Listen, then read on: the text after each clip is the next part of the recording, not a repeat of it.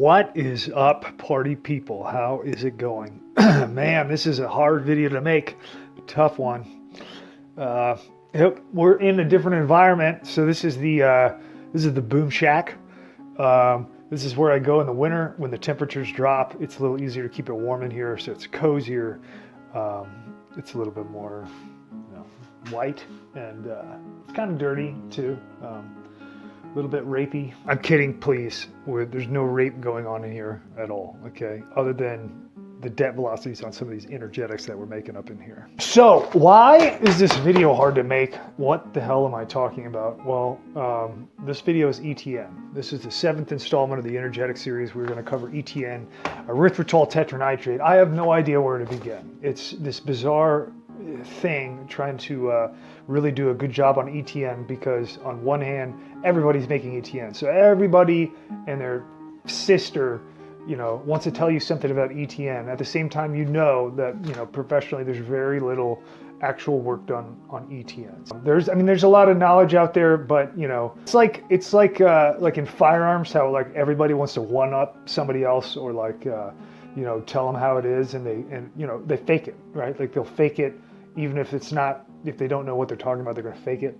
People do that in energetics too. It's just something that you have to learn over time, that, if you're serious about it, you can't take other people on their word. You have to, it is too dangerous. You can't in energetics, you can make one mistake one time.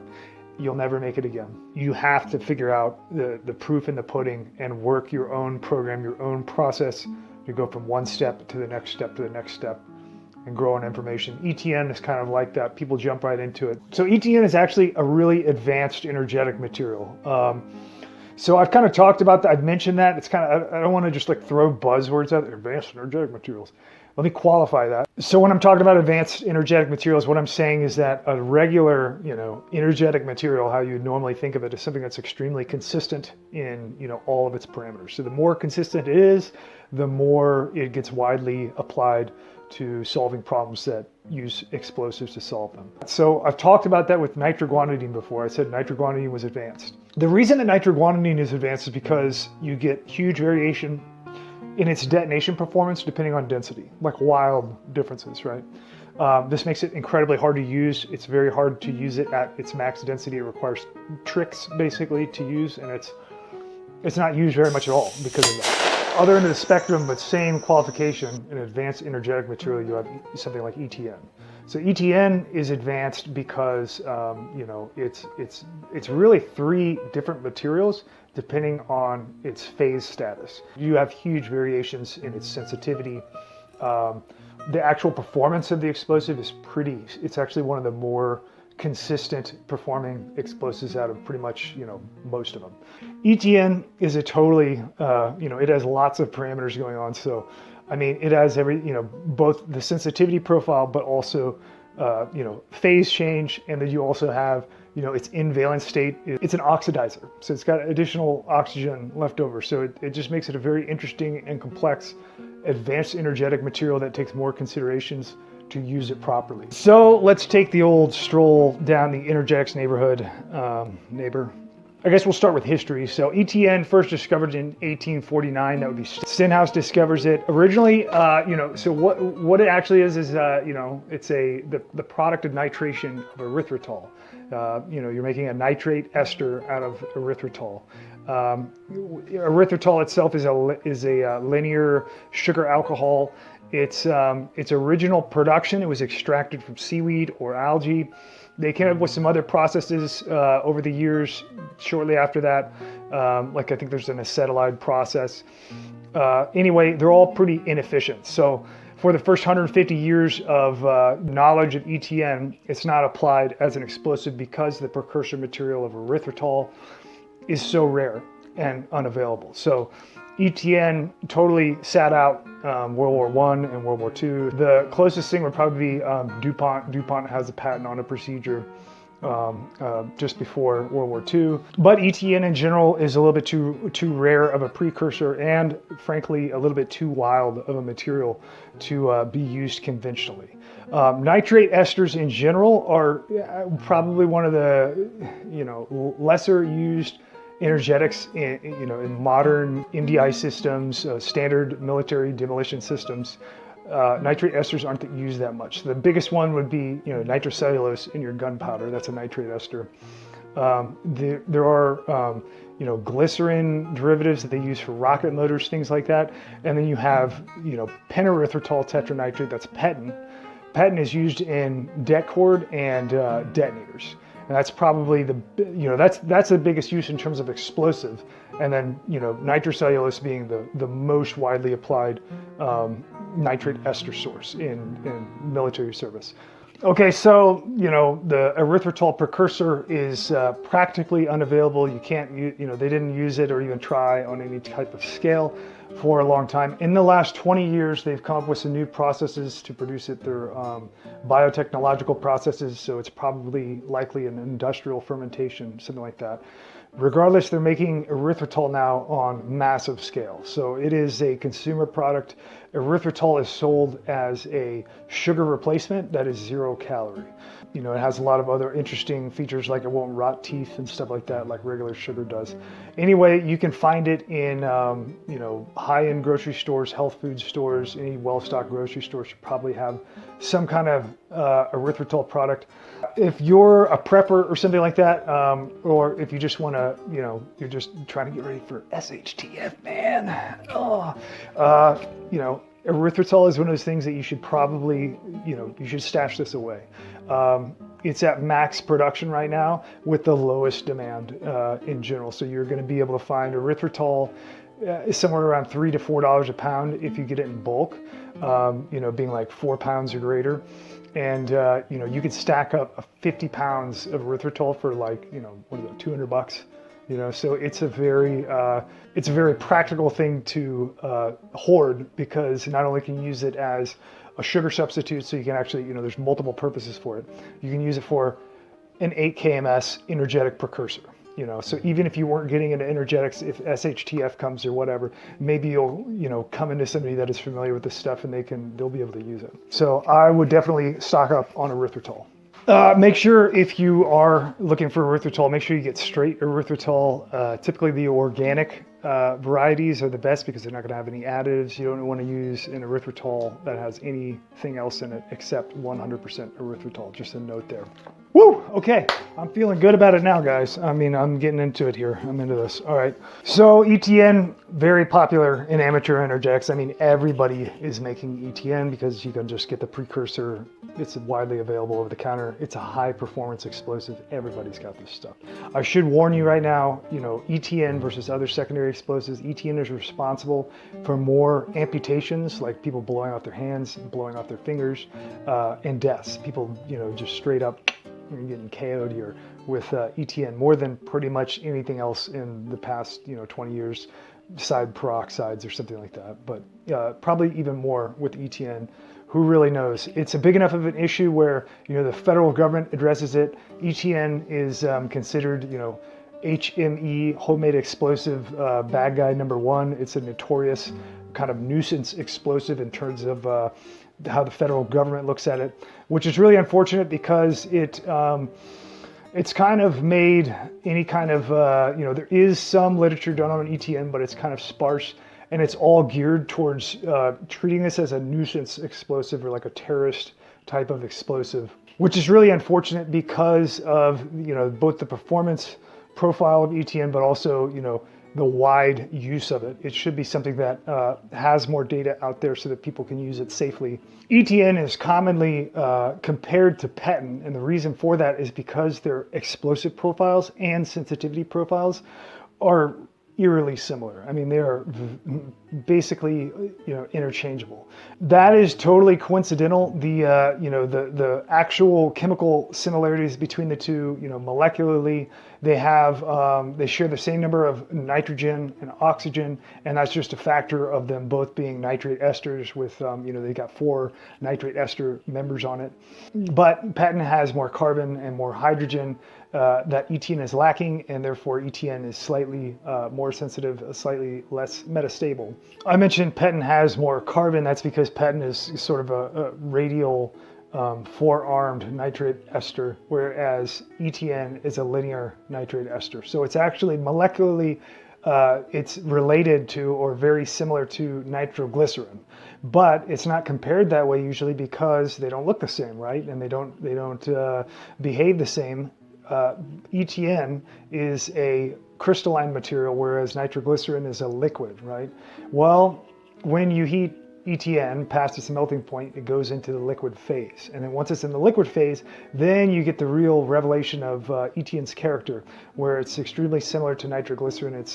It behaves, in fact, like a more hair trigger version of nitroglycerin. So that's really the way to think about ETN is, it's a multi-state, variable character, advanced energetic material. That doesn't mean that you should be scared of it. That doesn't mean that it's not useful. It's incredibly useful and it has a lot of special characteristics that other explosives don't have. It's just something that you really want to understand before you get into it. So moving on down the street here, let's get to the stats on ETN. So the crystal density, that'll be the max density, is 1.827. There's no published data on the performance at that density.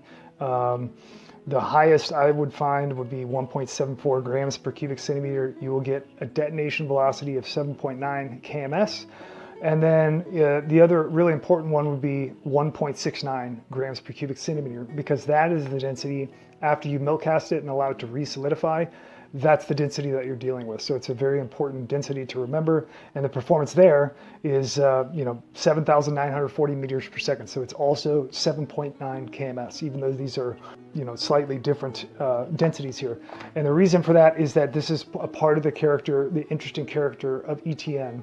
It sort of has the tendency to just hover around 8 kms over a wide range of densities, which is, in my opinion, it's pretty useful. It's predictable. Pressure figures, so just below the melt cast density at 1.68 grams per cubic centimeter, I have experimental data point here, 27.2 GPa, which is very good. That's very high performance. This profile of ETN is practically interchangeable with PETN. So just for comparison, to give you some notes on PETN, at the density of 1.77 grams per cubic centimeter, PETN is at 8,300 meters per second. So its max density is higher. That's how it's achieving that. And then if you go down to 1.76, you'll go down to 8,200. You go all the way down to 1.51, you'll go down to 7.4 kms. So that's kind of the range of PETN, and it's right in there with ETN. They are practically interchangeable. If you were detonating PETN and ETN next to each other, you are not going to be able to tell the difference. The biggest performance difference between the two, and it's still pretty slight, is probably Gurney constant. So a Gurney constant would be it's a figure that represents how an explosive projects metal, at high velocity. So like fragmentation, its fragmentation ability to shoot frag out. So PETN, PETN's at 2.08 kilometers per second, Gurney constant, and then ETN is at 1.88 kilometers per second. So it's slightly lower than PETN. Something like TNT, just for comparison, would be 1.63 kilometers per second on its Gurney constant. So ETN is more, it's closer to PETN than it is to TNT, and it's just a little bit over halfway in between the two. So needless to say, it's a very usable explosive. I guess you'd be counting more holes than you if you had to witness the difference between PETN and ETN, but for all practical purposes, they are practically identical.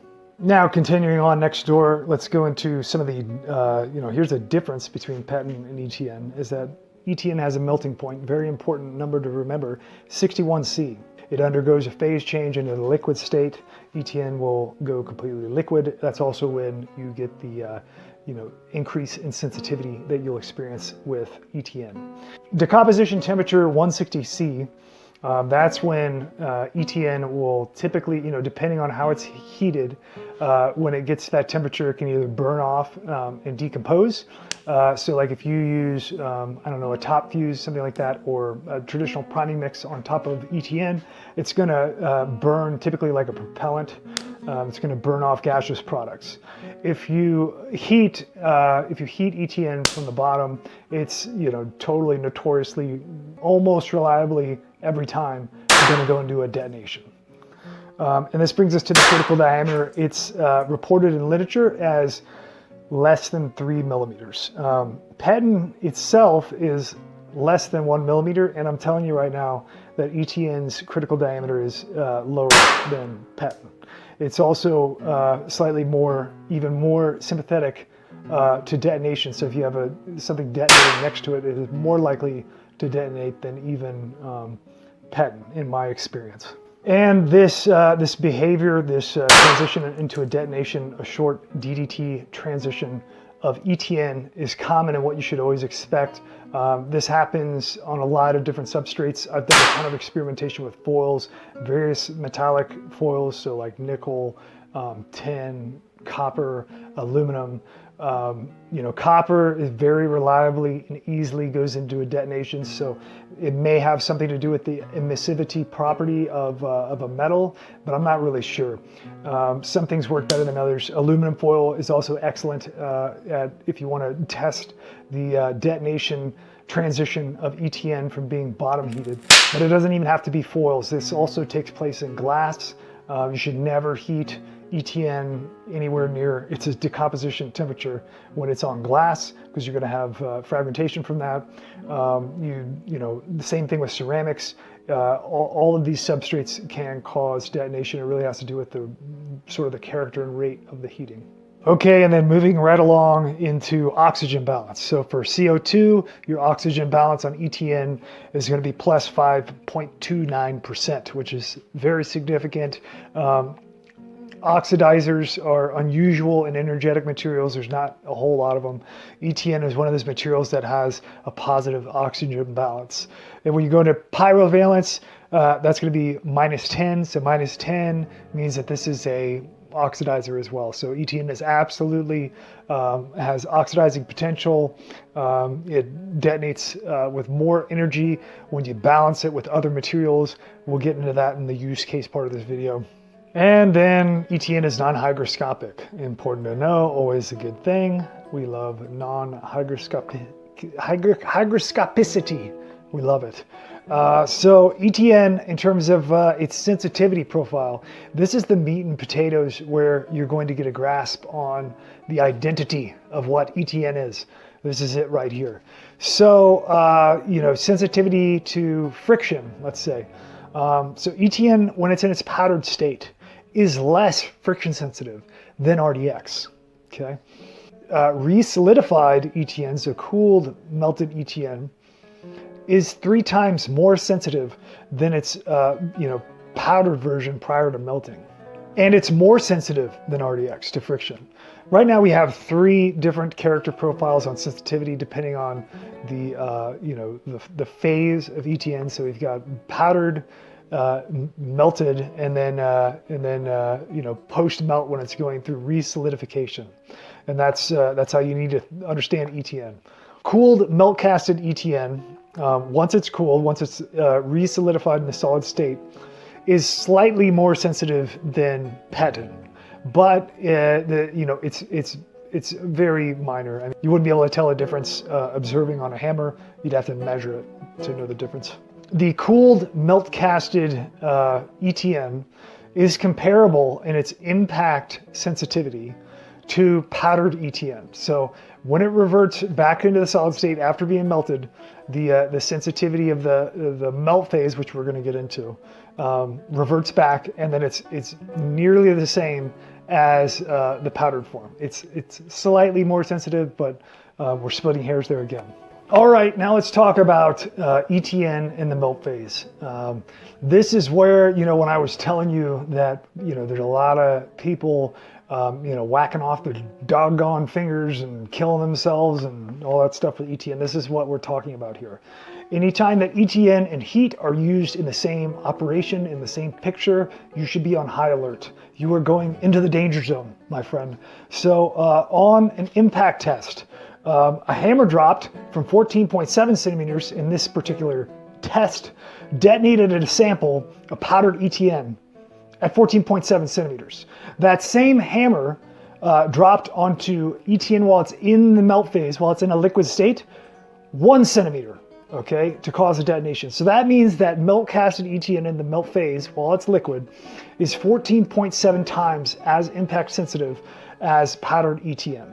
Who even knows about the friction sensitivity? I'm sure it's, off the charts.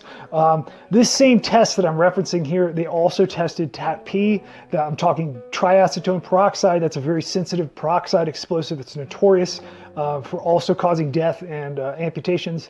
So TATP is less sensitive than ETN in the melt phase. And this is what people have a hard time understanding, is this huge, wild variation of impact and stimulation response from ETN when it's in the melt phase. When you do a lot of testing with this material, a lot of study on it, you will understand that this phase change is very significant, and it opens ETN into a totally different category of thermal response, where it's detonating more easily to thermal stimulation, but also the impact and the friction sensitivity. So across the board, melt phase ETN is absolutely a primary explosive. And that's the general character of ETN, how you should think about it. It's a 3-phase explosive with 3 different stimulation responses depending on what state it's in, if it's been melted or if it's reverted back to a solid state. And you really want to avoid generally applications that involve heat in using ETN. And then if you do that, you're basically dealing with a sensitivity profile that's approximate to PETN. Okay, so that concludes the academic overview of ETN, and now we'll get into synthesis, and then we'll get into use case of ETN.